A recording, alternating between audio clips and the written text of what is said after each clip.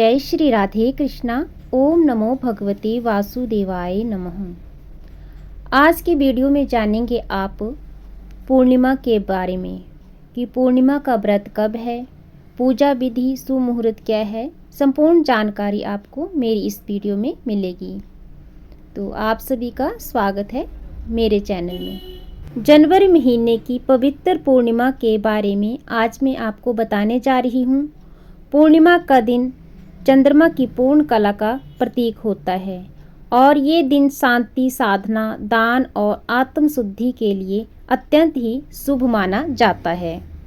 शास्त्रों के अनुसार पूर्णिमा के दिन किया गया स्नान, जप, ध्यान और दान अनेक गुना फल प्रदान करता है और इस दिन भगवान विष्णु और माँ लक्ष्मी की विशेष कृपा प्राप्त होती है।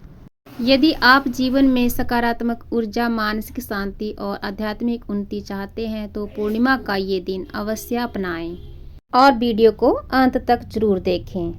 नए साल में पहली पौष पूर्णिमा 3 जनवरी को पड़ रही है। इस दिन स्नान, दान, सूर्य देव और भगवान विष्णु की पूजा का भी विशेष महत्व है। ब्रह्म मुहूर्त और अभिजीत मुहूर्त में पूजा और दान करना सबसे शुभ माना जाता है। सनातन धर्म में पूर्णिमा तिथि का भी विशेष महत्व है। साल 2026 की पहली पूर्णिमा पौष मास के शुक्ल पक्ष की पूर्णिमा तिथि को मनाई जाएगी। इस दिन चंद्रमा अपनी सभी 16 कलाओं से पूर्ण होता है और धार्मिक क्रियाओं का पुण्य अत्यधिक माना जाता है। पौष पूर्णिमा से माघ मेले का आयोजन भी शुरू हो जाता है, जो कि प्रयागराज में होने वाला भारत के प्रमुख धार्मिक आयोजनों में से एक है। पौष पूर्णिमा साल 2026 की तिथि 2 जनवरी शाम के 6:53 से शुरू हो रही है, जो कि 3 जनवरी की दोपहर को 3:32 तक रहेगी। उदय तिथि को मानते हुए पौष पूर्णिमा का व्रत जो है 3 जनवरी साल 2026 को ही रखना जो है उचित माना गया है। पौष पूर्णिमा की पूजा विधि। सबसे पहले ब्रह्म मुहूर्त में उठकर गंगा नदी या घर पर गंगा जल से स्नान करें। स्नान के बाद स्वच्छ वस्त्र पहने व्रत का संकल्प लें। तांबे के लोटे में जल, लाल फूल और रोली डालकर सूर्य देव को अर्घ्य दें। चौकी पर पीला वस्त्र बिछाकर भगवान विष्णु और माता लक्ष्मी की प्रतिमा या चित्र जो भी है आपके पास उसे स्थापित करें। पूजा में पीले फूल, तुलसी पत्र, चंदन, अक्षत, धूप, दीप, भोग में वस्त्र अर्पित कर सकते हैं। इसके बाद विष्णु सहस्त्र नाम का पाठ करें और तुलसी माला से ओम नमो भगवते वासुदेवाय मंत्र का जाप करें।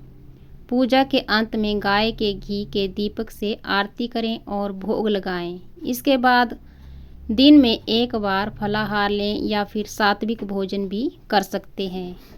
इस दिन क्या क्या दान करना चाहिए? पौष पूर्णिमा के दिन दान करने का विशेष महत्व बताया गया है।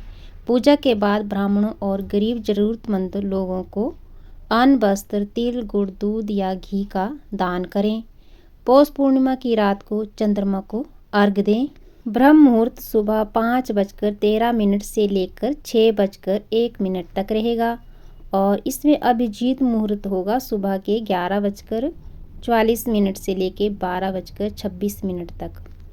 पौष पूर्णिमा पर किए गए धार्मिक कर्म कांड जीवन में सुख, समृद्धि और शांति लेकर आते। इस दिन स्नान, पूजा और दान का महत्व इसलिए भी बढ़ जाता है क्योंकि इसे माघ मेले की शुरुआत के रूप में भी देखा जाता है। अब सुनेंगे सत्यनारायण भगवान की कथा। पौराणिक कथाओं के अनुसार काशीपुर नगर के एक गरीब ब्राह्मण रहा करता था, जो कि भिक्षा मांगकर अपना जीवन यापन करता था। एक बार भगवान विष्णु एक बूढ़े ब्राह्मण के रूप में स्वयं उस गरीब ब्राह्मण के पास गए और कहने लगे, हे विप्रे, श्री सत्यनारायण भगवान मनोवांछित फल देने वाले हैं और उनका व्रत व पूजन करने से मनुष्य के सभी दुख दूर होते हैं। तुम भी उनका व्रत व पूजन करोगे तो सब प्रकार के दुखों से मुक्त हो जाओगे। इस व्रत का मतलब मात्र भोजन ना लेना ही नहीं समझना चाहिए, बल्कि उपवास के समय हृदय में ये धारण धारणा होनी चाहिए कि आज श्री सत्यनारायण भगवान हमारे पास ही विराजमान है। अतः अंदर व बाहर शुचिता बनाए रखनी चाहिए और श्रद्धा विश्वास पूर्वक भगवान का पूजन कर उनकी मंगलमय कथा का श्रवण करना चाहिए।